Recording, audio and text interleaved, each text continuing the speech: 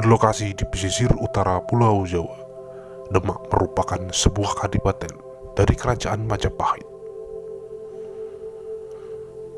Akibat adanya kemunduran dalam politik Majapahit, terjadi kekacauan dalam negeri yang disebabkan oleh perebutan kekuasaan.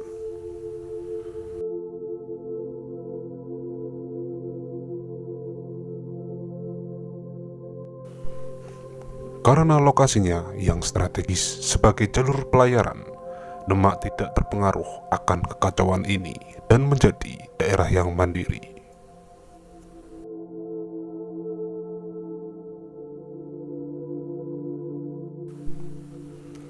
Dalam sejarah Jawa, banyak disebutkan bahwa Kerajaan Demak adalah pengganti langsung dari Kerajaan Majapahit. Hal ini dikarenakan banyak yang meyakini bahwa pendiri kerajaan adalah putra Raja Majapahit yang terakhir, yaitu Brawijaya V.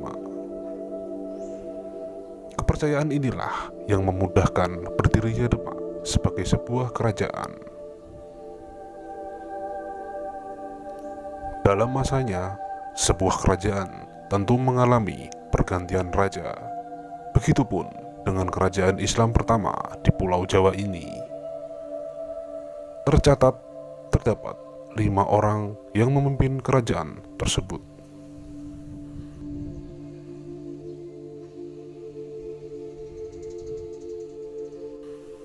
Inilah raja-raja yang pernah menjadi penguasa Demak Bintoro.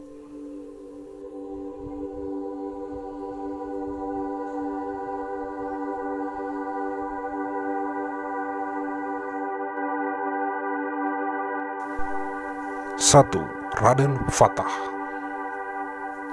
Menurut berbagai sumber, Raden Fatah disebut-sebut sebagai keturunan terakhir dari Kerajaan Majapahit Brawijaya V bersama dengan seorang putri dari Campa. Raden Fatah memiliki 5 orang anak, yaitu Raden Patiunus, Pangeran Sekar Sedoeng Lepen, Sultan Trenggana, Raden Kanduhuran, dan Raden Pamekasan. Raden Fatah menjabat sebagai Raja Demak dengan gelar Senopati Jombang, Abdurrahman Panembahan, Sayyidin Palembang, Panatagama.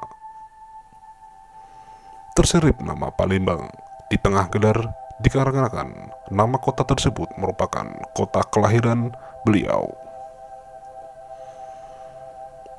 Raden Fatah memerintah Demak selama 43 tahun, diawali sejak berdirinya Demak sebagai sebuah kerajaan pertama Islam di Jawa pada tahun 1475 Masehi sampai turun tahta pada tahun 1518 Masehi.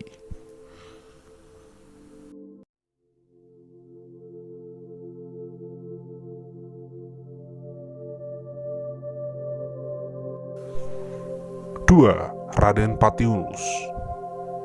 Raden Patiunus menggantikan ayahnya sebagai Raja Demak yang kedua dan naik tahta pada tahun 1518 Masehi.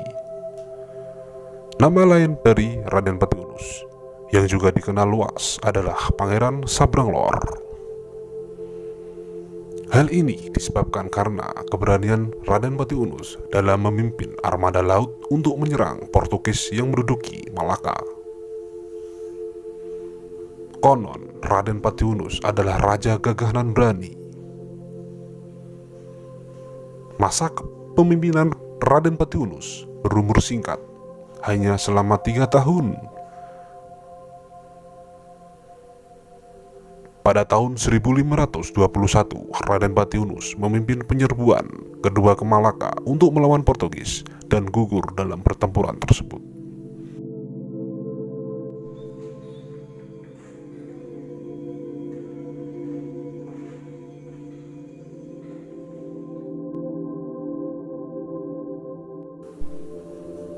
Tiga, Sultan Trenggana.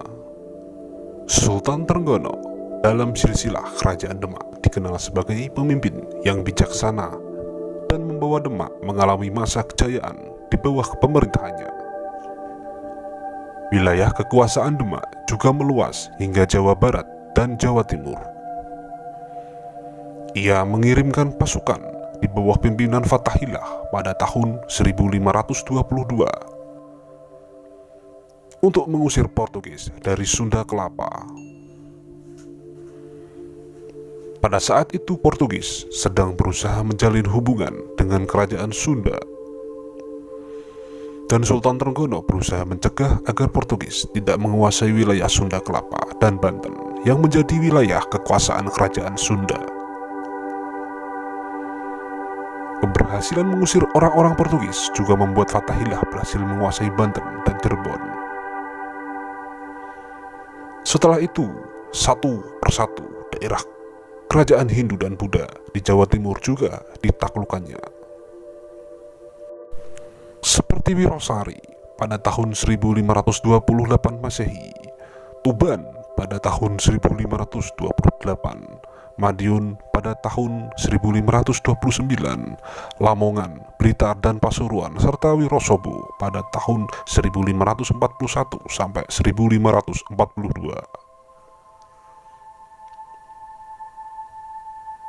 Untuk memperkuat kedudukannya, Sultan Trenggono akhirnya menikahkan putrinya dengan Pangeran Langgar yang menjadi Bupati Madura.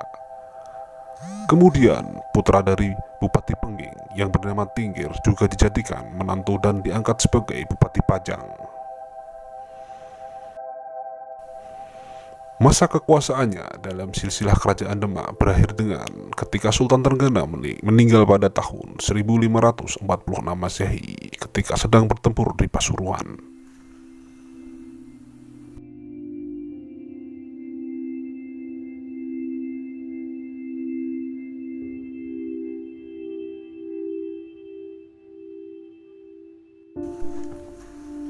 Empat, Sunan Prawoto.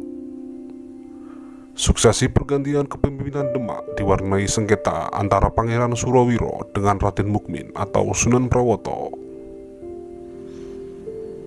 Persengketaan terakhir dengan terbunuhnya Pangeran Surawiro selepas pulang dari masjid usai menunaikan sholat Jumat pada tahun 1546 Masehi. Tampuk kekuasaan jatuh pada Raden Mukmin yang setelah naik tahta mendapat gelar Sunan Prawoto. Walaupun Pangeran Sekar Sedoeng Lepen atau Raden Kikin adalah anak kedua Raden Fatah, ia bukanlah putra dari permaisuri Raden Fatah.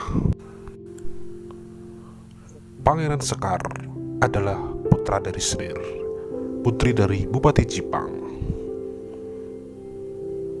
Perebutan tahta dimenangkan oleh Trenggana.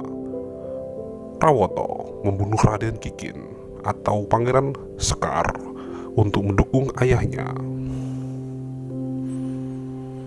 Sunan Prawoto sempat memerintah selama beberapa tahun.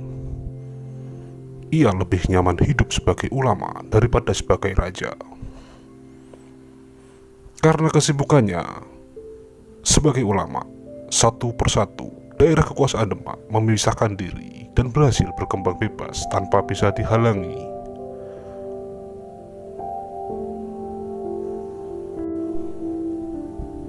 Di bawah pemerintahannya, pusat pemerintahan Demak dipindahkan ke Bukit Prawoto dari Bintoro. Ia bercita-cita untuk mengislamkan seluruh pulau Jawa dan ingin memiliki kekuasaan seperti Sultan Turki. Selama pemerintahannya hanya berlangsung selama 3 tahun dan berakhir karena dibunuh oleh Arya Penangsang yang membalas dendam atas kematian ayahnya Pangeran Sekar Sedoeng Lepen.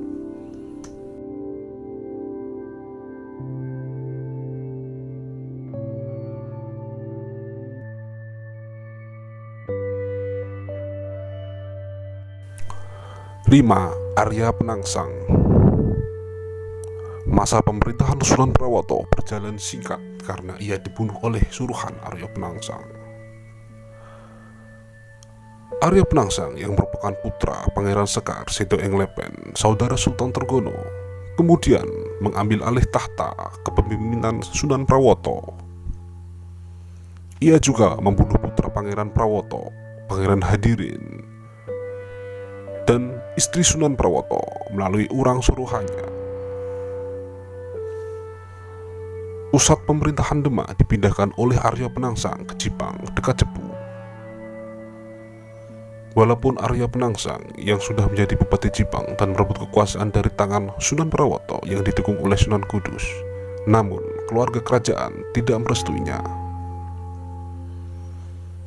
Masa kepemimpinan Arya Penangsang dipenuhi dengan ketidakpercayaan dari pemimpin daerah-daerah kekuasaan Demak. Hingga akhirnya Arya Penangsang terbunuh dalam pemberontakan yang dipimpin oleh Adipati Pajang, yaitu Joko Tingkir. Joko Tingkir yang didukung oleh Ratu Kalinyamat, Ki Gede Pemanahan, dan Ki Panjawi.